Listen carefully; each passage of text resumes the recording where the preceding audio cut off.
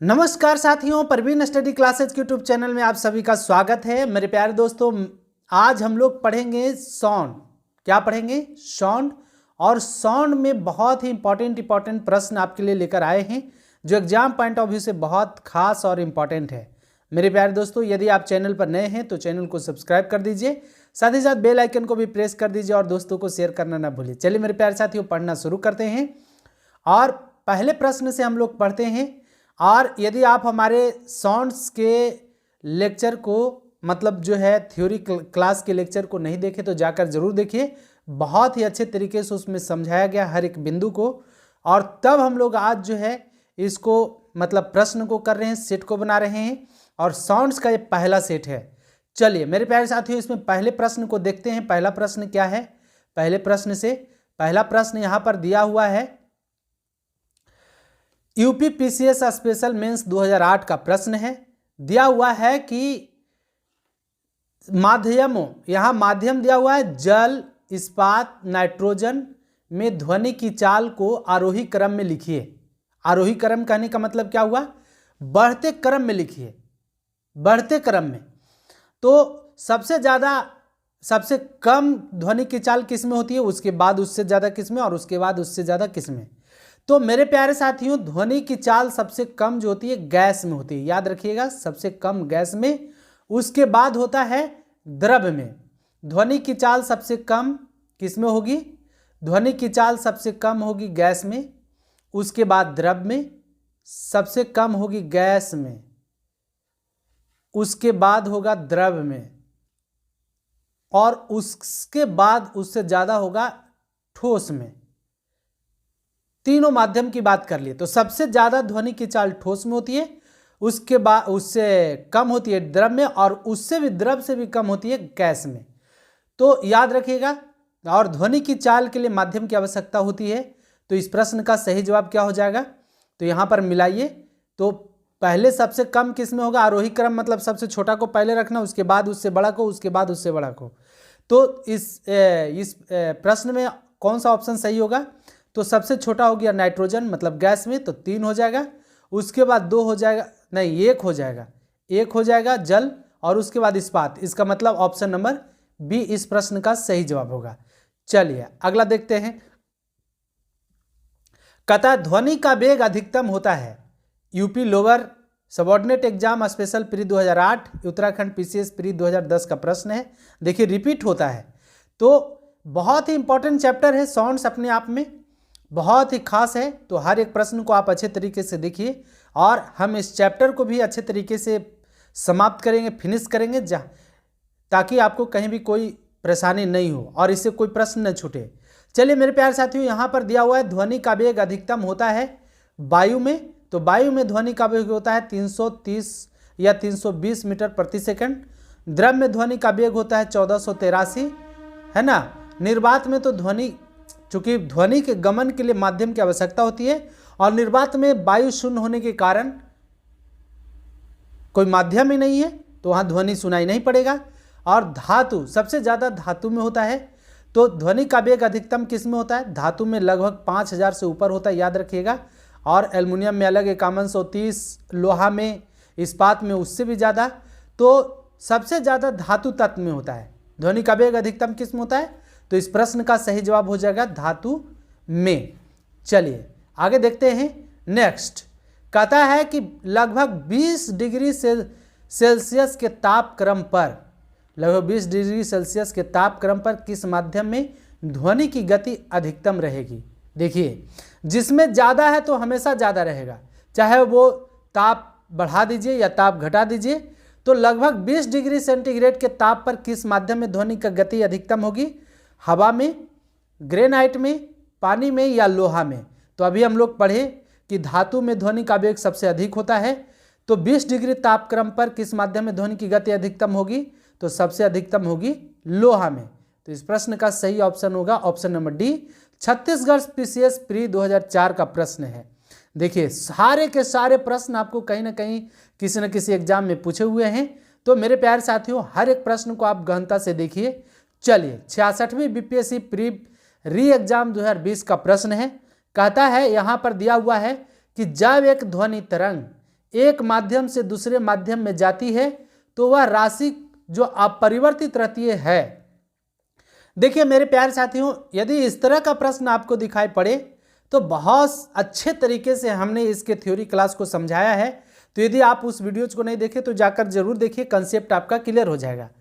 तो जब ध्वनि एक माध्यम से दूसरे, देखिए अलग अलग माध्यमों में, भिन्न भिन्न माध्यम में ध्वनि का चाल जो होता है अलग अलग होता है। जैसे जल में अभी हम लोग देखें 1483, वायु में ध्वनि का वेग 332 मीटर पर सेकेंड या 330 मीटर पर सेकेंड, इस्पात में होता है लगभग 6000 से ऊपर, और एल्युमिनियम में 5130। तो अलग अलग माध्यमों में ध्वनि का चाल अलग अलग होता है। तो यहाँ पर दिया हुआ है जब ध्वनि की चाल अलग अलग होगी तो यहाँ पर देखिए जब एक ध्वनि तरंग एक माध्यम से दूसरे माध्यम में जाती है तो वह राशि जो अपरिवर्तित रहती है, तो कौन सा अपरिवर्तित रहेगा? देखिए तरंगदैर्घ्य वही रहेगा, आयाम वही रहेगा, चाल वही रहेगा, लेकिन आवृत्ति बदल जाता है। तो जब ध्वनि एक माध्यम से दूसरे माध्यम में जाती है तो उसका वेग बदल जाएगा, चाल बदल जाएगा और तरंगदैर्घ्य बदल जाएगा। ये दोनों याद रखिएगा कि उसका तरंगदैर्घ्य और चाल बदल जाता है, जबकि आवृत्ति नहीं बदलती है। कौन नहीं बदलेगी? आवृत्ति। याद रखिएगा, बहुत ही इंपॉर्टेंट, मोस्ट इंपॉर्टेंट प्रश्न है। तो इस प्रश्न का सही जवाब हो जाएगा ऑप्शन नंबर ए। कौन सा? Option number A. चलिए आगे बढ़ते हैं मेरे प्यारे साथियों, अगला देखते हैं। अगला क्या है?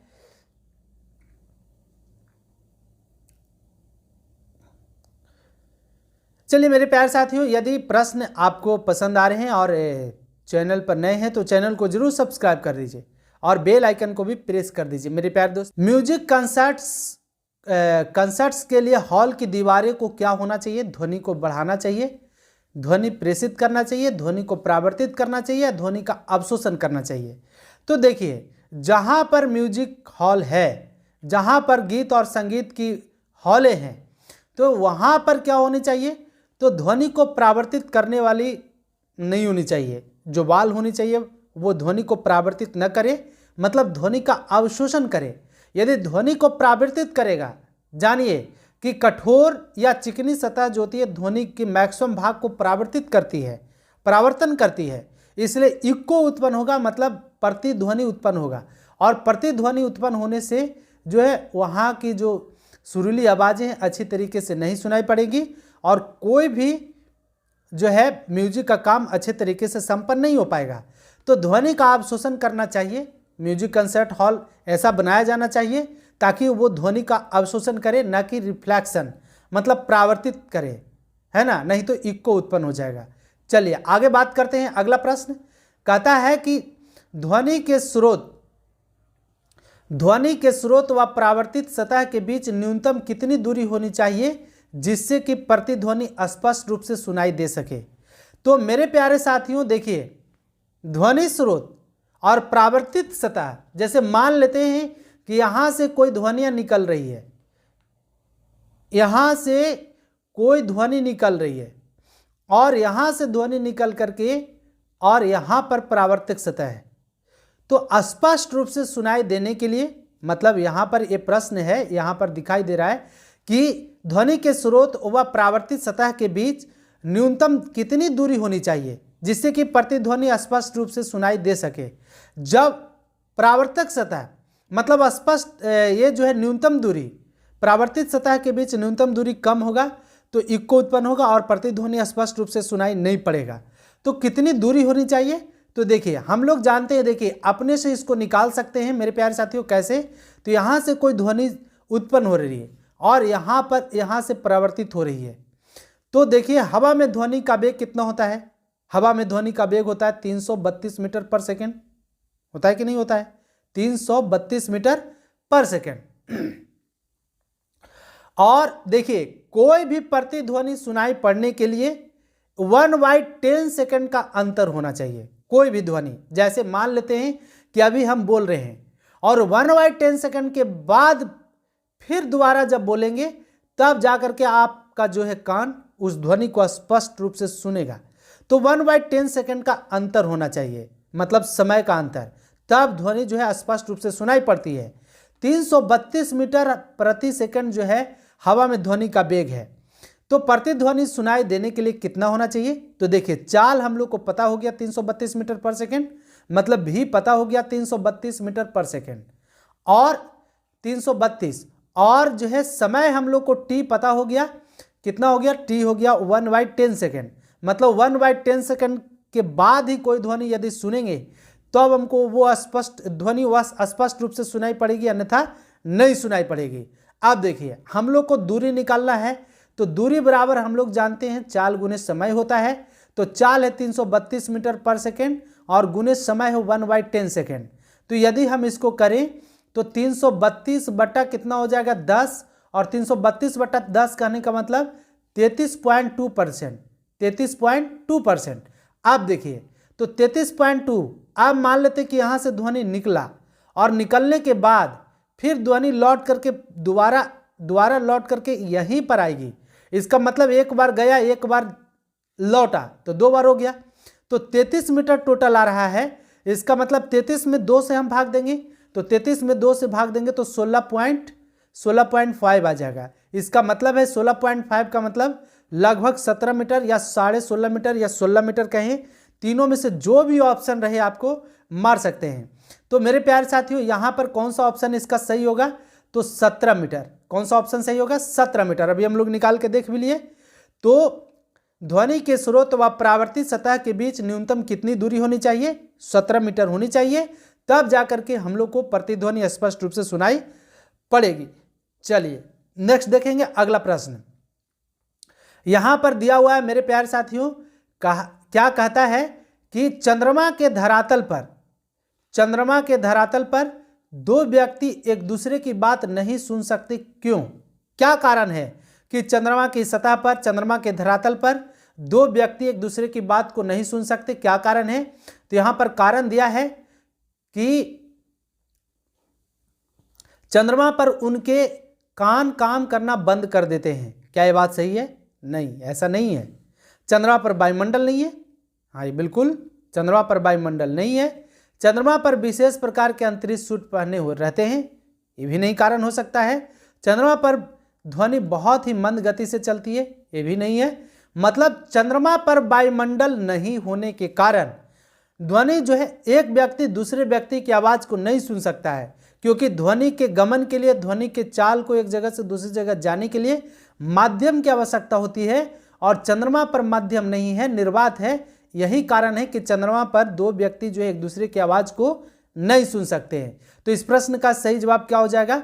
ऑप्शन नंबर बी, चंद्रमा पर वायुमंडल नहीं होने के कारण 2 व्यक्ति एक दूसरे की बात को नहीं सुन सकता है। चलिए अगला प्रश्न है। अगला यहां पर दिया हुआ है कि प्रासर्वित तरंग के बारे में निम्नलिखित कथनों पर विचार कीजिए। अब देखिए प्रासर्वित तरंग, तो ध्वनि की प्रकृति के अनुसार 3 प्रकार के ध्वनि तरंग के प्रकृति के अनुसार ध्वनि 3 प्रकार के तरंग होते हैं। अब कौन कौन होता है इसकी बात हम करेंगे, थोड़ा सा रुक जाइए। यहां पर दिया हुआ एक कीड़ों को नष्ट कर सकती है प्रासर्वे। चलिए अब पहले हम चर्चा कर लेते हैं। 3 प्रकार के तरंग होते हैं। पहला जिसको कहते हैं, पहला जिसका नाम है क्या? पहला नाम है जिसको कहते हैं इंफ्रासोनिक वेव, इंफ्रासोनिक वेव मतलब अपस्रव्य तरंग।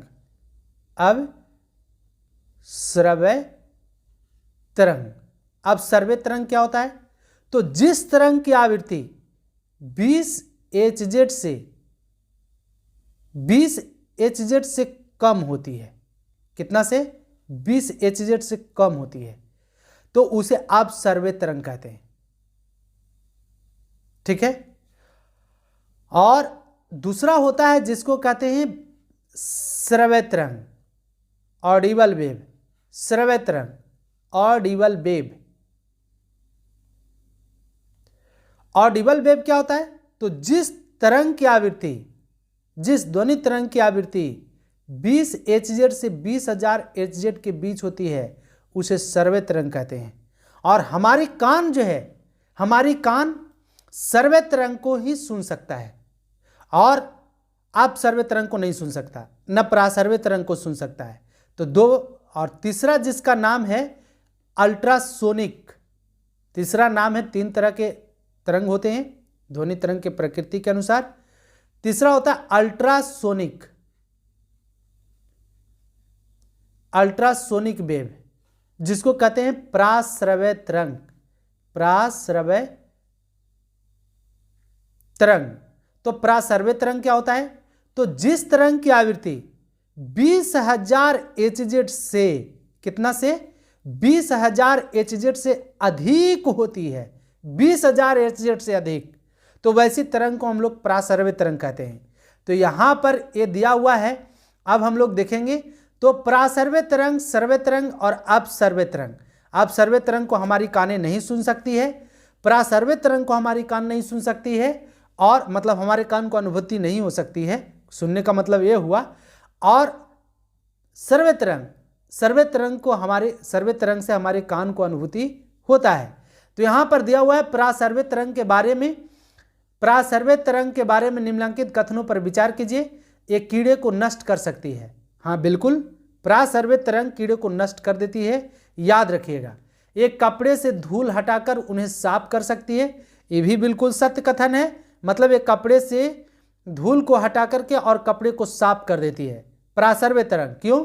क्योंकि इसकी आवृत्ति बहुत ही उच्च होती है। अब है तीसरा, इसका उपयोग बीमारियों के उपचार के लिए किया जाता है। बिल्कुल, प्राश्रव्य तरंग का उपयोग बीमारियों के उपचार के लिए किया जाता है। ये स्वचालित दरवाजे को नष्ट कर देते हैं, नियंत्रित करती है, स्वचालित दरवाजे को नियंत्रित करती है। बिल्कुल ये भी सही है। मतलब इनमें से चारों ऑप्शन जो है बिल्कुल सही है। तो इस प्रश्न का सही जवाब क्या हो जाएगा? सभी, ऑप्शन नंबर डी। चलिए आगे देखेंगे। नेक्स्ट है, कहता प्राश्रव्य वे ध्वनियां हैं जिसकी आवृत्ति, तो अभी हमने चर्चा किया कि जिस तरंग की आवृत्ति 20 HZ से कम हो तो उसे अपश्रव्य, जिसकी आवृत्ति 20 HZ से 20,000 HZ के बीच हो, मगर जब हर्ट्ज के बीच हो तो उसे श्रव्य तरंग, ऑडिबल वेव, और जिसकी आवृत्ति 20,000 HZ से अधिक हो तो उसे प्राश्रव्य तरंग, मतलब अल्ट्रासोनिक वेव कहते हैं। तो इस प्रश्न का सही जवाब क्या हो जाएगा? 20,000 है, 20,000 HZ से अधिक। बिल्कुल, प्राश्रव्य वे ध्वनियां जिसकी आवृत्ति जो होती है 20,000 HZ से अधिक होती है, याद रखिएगा। चलिए नेक्स्ट देखेंगे। कहता प्राश्रव्य वे ध्वनियां जिसकी आवृत्ति, फिर सेम क्वेश्चन है, यूपीपीसीएस प्री 2012 का प्रश्न था। चलिए अब अगला है नेक्स्ट। कहता है मेरे प्यारे साथियों, यहां पर दिया हुआ है कि चमगादड़ अंधेरी रात में उड़ सकते हैं और अपना शिकार भी कर सकते हैं, इसका कारण क्या है? तो चमगादड़ जब अंधेरी रात में उड़ती है, अंधेरी रात में ही उड़ता वो, और अंधेरी रात में जब उड़ती है तो वो प्राश्रव्य तरंग निकालती है, और प्राश्रव्य तरंग निकाल करके वो आने वाले अवरोधक का पता लगा लेती है और उसकी दूरी का भी पता लगा लेता है। तो यही कारण है कि चमगादड़ अंधेरी रात में उड़ सकते हैं और अपना शिकार भी कर सकते हैं। इसका कारण क्या है? कि उनकी आंखें के तारे बड़े होते हैं? नहीं, ऐसा नहीं है। उनकी रात्रि दृष्टि बहुत अच्छी होती है? ये भी नहीं है। प्रत्येक चिड़िया ऐसा कर सकती है? नहीं, ऐसा प्रत्येक चिड़िया ऐसा नहीं कर सकती है। और वे पराध्वनिक मतलब प्राश्रव्य तरंग निकालते हैं, वे प्राध्वनिक तरंगें निकालते हैं, मतलब प्राश्रव्य तरंग निकालते हैं, और उन्हीं के द्वारा वह निर्देशित होते हैं। तो इसलिए चमगादड़ जो है अंधेरी रात में भी, मतलब अंधेरी रात में उड़ सकते हैं और अपना शिकार भी कर सकते हैं। प्राश्रव्य तरंग निकाल करके वो पता कर लेता है कि मेरे से अवरोधक जो है शिकार कितना दूर है ना, प्राश्रव्य तरंग निकालने के कारण। तो इस प्रश्न का सही जवाब हो जाएगा कौन? Option number D. चलिए आगे देखते हैं। नेक्स्ट प्रश्न है, कहता है कि मनुष्य की श्रव्य सीमा क्या है? तो मनुष्य की श्रव्य सीमा है 20 HZ से लेकर के 20,000 HZ के बीच। कितना? 20 HZ से लेकर के 20,000 HZ के बीच मनुष्य की श्रव्यता सीमा है। तो इस प्रश्न में सही जवाब क्या हो जाएगा? कहां पर दिख रहा है 20 HZ से 20,000 HZ? Option number A, option number A हो जाएगा। 20 हर्ट्ज से 20,000 हर्ट्ज के बीच मनुष्य की श्रव्यता सीमा होती है। चलिए एमपीपीसीएस प्री 2018 का प्रश्न है। चलिए नेक्स्ट देखेंगे। कहता है कि निम्नलिखित कथनों पर विचार कीजिए। क्या करना है? हृदय अपश्रव्य आवृत्ति पर कंपन करता है। बिल्कुल, अपश्रव्य मतलब जिस तरंग को हमारे कान की अनुभूति नहीं हो। जैसे अभी यहाँ हार्ट हम लोग का धड़क रहा है, तो क्या आपको कान को सुनाई पड़ रहा है कि हमारा हृदय चल रहा है? नहीं। तो वे आप सर्वे आवृत्ति पर कंपन करते हैं। स्टेथोस्कोप लगाएंगे तब जाकर के हृदय की धड़कन पता चलेगा। यहां पर हृदय आप सर्वे आवृत्ति पर कंपन करते, बिल्कुल सही कथन है। अगला है, कहता ध्वनि की गति गैस में द्रव एवं ठोस की तुलना में अधिक होती है। होता है जी? नहीं। अभी हम लोग पढ़े इससे पहले कि ध्वनि की गति सबसे कम गैस में, गैस से ज़्यादा द्रव में और द्रव से ज़्यादा ठोस में। इसका मतलब है कि सबसे ज़्यादा ठोस में और सबसे कम गैस में होता है। तो ये ऑप्शन गलत है, ऑप्शन नंबर 2 गलत है। नेक्स्ट देखेंगे, मैक संख्या ध्वनि की गति वर्णित करने के लिए प्रयोग में लाते हैं। बिल्कुल मैक संख्या का। और प्रासर्वे ध्वनि की आवृत्ति 20,000 हर्ट्ज से अधिक होती है, ये भी सत्य है। तो 1, 3, 4 सत्य हुआ, ऑप्शन नंबर 2 जो है गलत हुआ। तो कौन सा ऑप्शन सही हो जाएगा? 1, 3, 4 कौन सा ऑप्शन में सही है? तो यह हो जाएगा ऑप्शन नंबर सी, 1, 3, 4 सही है। चलिए नेक्स्ट देखेंगे। अगला कहता है कि पराध्वनिक जेट की उड़ाने के कारण क्या होती है? पराध्वनिक जेट, जेट विमान और पराध्वनिक सुपरसोनिक जेट विमान, ये क्या है? तो देखिए, जो विमानें आगे से वायु को लेकर के अपने पिछले दहन कक्ष तक, क्या कहा कि जो विमान अग्रभाग से वायु को खींचकर, जो विमान अग्रभाग से वायु को खींचकर पिछले भाग के दहन कक्ष में ईंधन को जलाकर पीछे से वाष्प गैस की तीव्रता धार प्रवाहित करते हुए अत्यंत तीव्र गति से बढ़ती है, तो उसी को हम लोग कहते हैं जेट विमान। और जब वायु में ध्वनि के वेग से भी ज़्यादा वेग से जब कोई विमान चलती है, तो उसको हम लोग कहते हैं सुपरसोनिक जेट विमान। तो यहाँ पर पराध्वनिक मतलब परासर्वे जेट विमान है। इसका मतलब इसकी आवृत्ति जो है 20,000 हर्ट्ज से भी अधिक है।